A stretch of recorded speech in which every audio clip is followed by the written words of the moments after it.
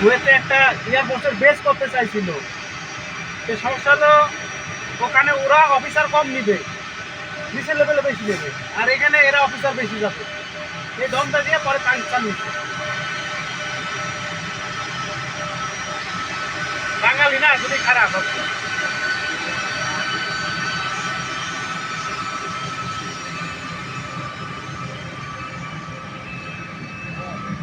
Try করে কোনো less জানাই যায়।